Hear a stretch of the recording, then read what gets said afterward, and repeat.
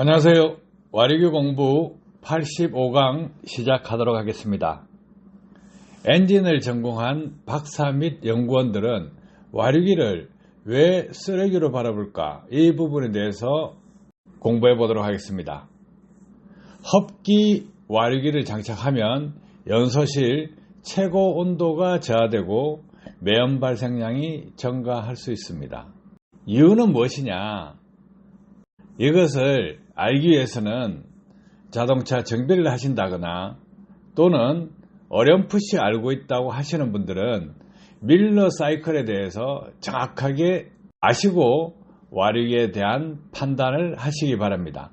와리기를 개발하거나 판매하거나 와리기를 장착했거나 와리기에 관심을 가지고 있거나 와리기를 장착하고 효과, 긍정적인 효과, 부정적인 효과를 체험했거나 아무런 효과를 느끼지 못했거나 하시는 분들이 있을 것입니다. 체험과 경험도 하지 않은 상태에서 일반인들이 자동차 메이커 연구원이 바보냐, 양철 쪼가리 하나 장착해서 효과가 있다면 자동차 메이커에서 이미 장착했을 것이고 러브콜을 했을 것이다. 그러면 왜 자동차 메이커에서 장착하지 않았느냐? 이런 주장을 합니다. 당연히요. 엔진을 전공한 박사, 연구원들은 와리기를 쓰레기로 보고 있기 때문에 검토도 안 합니다. 과거에 쏠깃해가지고 연구하신 분들이 있는데 성공한 사례는 단 한 건도 없습니다. 그렇기 때문에 경험치에 의해서 와리기는 쓰레기라고 알고 있는 것이고요. 엔진을 전공하지 않은 사람들 가운데 어렴풋이 알고 있는 사람들이 있어요. 그분들요, 밀러 사이클에 대해서 깊이 있게 알지 못합니다. 이 부분은 대체적으로 연구를 하신 분들, 논문을 써보신 분들이 밀러 사이클에 대해서 어떤 현상이 생긴다 하는 것을 아는 정도예요. 분명히 장점도 있고 단점도 있기 때문에 그 경계점이 어디냐에 대해서도 고민을 많이 합니다. 그런데 그 연구원 수준이 안 되는 사람들은 와리기가 가급된다느니 잘 빼내준다는 등의 말을 하는데 그 말을 믿고 맹신하는 사람도 있을 것입니다. 분명히 와리기는 안티도 있지만 찬티도 있습니다. 안티와 찬티, 그분들이 밀러 사이클에 대해서 알까요? 모르니까 안티도 있는 것이고 찬티도 있는 것입니다. 안다고 그러면 그냥 쓰레기 취급해버린다는 거예요. 자, 그런 과정에 운전면허증만 취득하고 자동차 엔진을 전혀 알지 못하는 일반 운전자들, 자동차과 노하신 분 아니라 그러면 그냥 어렴풋이 아는 거예요. 공학적으로 맞니 틀리니 이 정도만 하고 있을 것이고, 조금 깊이 있게 연구를 하신 분들은 어떤 생각을 가지겠어요? 운전면허증만 취득한 사람들은 와리기를 장착한 사람은 엔진에 변화가 있으니 무조건 좋은 것이다, 이럴 수 있습니다. 와리기를 장착하지 않은 사람은 와리기 판매자가 좋다고 하는 것만 홍보하고 있고 좋지 않다는 홍보물을 접하지 않으니 한번 달아볼까 하는 생각을 하게 됩니다. 와리기 판매자가 밀러 사이클에 대해서 알까요? 알면서 그렇게 와리기 효과 있다고 홍보할까요? 모르니까 홍보하는 거예요. 모르니까 헛된 망상에 빠져서 부작용이 발생한다는 것도 모르는 상태에서 부작용이 왜 발생할지도 모른다는 거예요. 그러면서 홍보를 하고 있어요. 자, 많은 사람들이 수십 년간 와리기를 장착했죠. 그리고요, 상업방송, 거기에서 와리기 업체 광고비를 받고, 광고비라고 하지 않지만 협찬이라든가 촬영비라든가 이런 명목으로 돈을 받고 홍보를 해줍니다. 그런데 나왔다고 해서 그 방송사에 있는 사람들이 밀러 사이클에 대해서 아느냐? 모릅니다. 안다고 그러면 방송하지도 않아요. 왜? 최소한 양심은 있을 거니까. 와리기를 장착한 사람들 가운데 오르막길을 탔는데 냉각수 온도가 잘 올라가지 않는다, 이런 사람이 있을 것입니다. 이유가 있어요. 그런 가운데 오르막길을 주행할 때 힘이 없다 하시는 분도 있을 것입니다. 배기구를 점검한 사람, 카센터나 정비소에 가서 매연 발생량을 확인해 보면 이상하게 휘발유 차인데도 불구하고 배기관 안에 껌댕이가 많습니다. 왜 그럴까요? 오르막길에 반단이나 한 단 높게 올라간다. 그래서 좋은 거다. 그리고 변속이 빨리 되기 때문에 시내 지역 연비가 빨리 올라간다.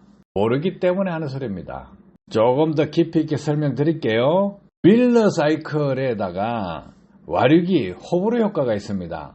호불호 효과는 좋은 장점은 뭐냐면 역류억제 효과가 있습니다. 단점은 흡기 저항이 발생합니다. 그래서 호불호가 생긴다는 거예요.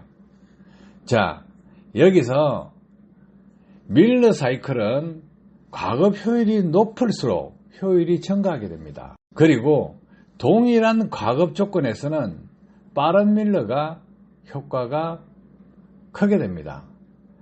고속에서는 느린 밀러가, 저속에서는 빠른 밀러가 효과가 좋은데 와류기는 저속에서 흡기 저항으로 인한 효율 저하보다 역류 억제로 인한 효율 향상이 더 클 수가 있습니다.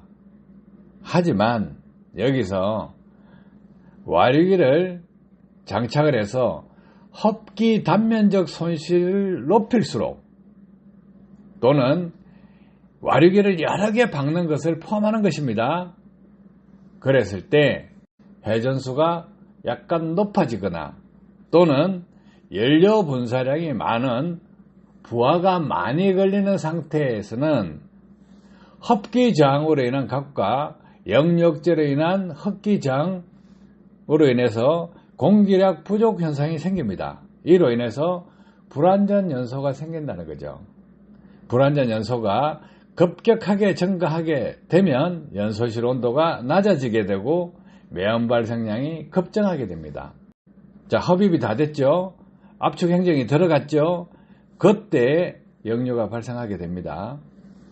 자, 여기서 보면 오른쪽 사진 네카트가 있죠. 그림으로 네카트가 있는데 흡입을 합니다. 그런데 압축을 합니다. 압축 행정에서 흡기 밸브가 열려가 있기 때문에 역류가 일어납니다. 이것이 밀러 사이클이에요. 그리고 압축 행정이 끝나고 폭발, 팽창하는 행정에 팽창 행정은 더 길게 됩니다. 여기서 A가 압축비입니다. B가 팽창비입니다. 팽창비가 압축비보다 크기 때문에 열 효율이 높습니다. 연소율이 좋다. 이것이 아니고 열 효율이 높다예요. 밀러 사이클에서 두 번째 이미지에 보시면 C라고 있죠. C 부분은 압축 행정에서 C 행정만큼 역류가 일어난다요. 흡기 쪽으로 역류가 일어납니다. 흡기 쪽에 와류기를 장착했는데 회전수가 빠를 때 흡기량이 부족해집니다. 그러면 어떻게 되겠어요? 연료 분사량은 많은 조건이 되는데 흡기량이 부족한다. 불완전 연소하죠. 그러면 매연 발생량이 당연히 증가합니다. 휘발유차요? 당연히 매연 나옵니다. 이 조건이 걸리면 저속 주행에서 엔진의 부하가 적게 걸린 상태에서는 변속이 빨리 되고 또 토크가 향상된다 하죠. 그 느낌 받을 겁니다. 가속 페달을 살짝만 밟아도 변속이 빨리 되고 변속비에 따라서 빠르게 연비 올라갑니다. 그런데요, 고속주행 긴 오르막길에서는 어떻게 합니까? 공기량이 부족해지죠. 흡기 저항 때문에. 부족해지면 반대 현상이 생긴다는 거죠. 연료 분사량은 많은데 공기량이 부족하다. 그럼 어떻게 되겠어요? 불완전 연소가 돼요. 뭐 황금 공연비다 이런 식으로 하는데 그거 말짱 도루묵이에요. 차 세워놓고 공회전 시킬 때는 맥히는 겁니다. 기아를 중립에 넣고 붕붕 밟죠. 그럼 어떻게 되겠어요? 매연 발생량 줄어듭니다. 그런데 엔진의 회전수가 높다거나 또 부하가 많이 걸리는 조건, 이 두 가지를 병합하게 되면 결과적으로 과급 효과가 없어지게 됩니다. 그러면 엔진에 부작용이 생깁니다. 해서 이렇게 불가분의 관계가 있다. 와류기를 흙기에 장착했을 때 한 개 장착하면 효과가 별로 안 나오죠. 그래서 단면적 손실을 크게 하는 방법이 적용되는 것이고, 또 일부 업체에서는 와류기를 몇 개씩 박는 현상이 생깁니다. 그 사람들이 와류기를 몇 개 달았을 때 와류를 내서 공기를 과급시킨다가 아니고요, 들어간 공기가 역류하는 것을 억제하는 효과가 있기 때문에 그렇습니다. 그런데 문제는 회전수가 빠르다거나 부하가 많이 걸리는 조건에서는 당연히 그때는 부작용이 발생한다 이거예요. 그래서 연비에 도움이 안 된다, 이렇게 결론이 나오는 겁니다. 밀러 엔진에서 과급을 해주게 되면 효율이 높아져요. 그런데 그 부분을 못한다는 거예요. 그런데 그런 효과를 부하가 많이 걸린 조건, 회전수가 높은 조건에서는 마이너스 효과가 나오기 때문에 결국은 뭡니까? 플러스 마이너스, 결국은 본전, 이렇게 됩니다. 아시겠죠?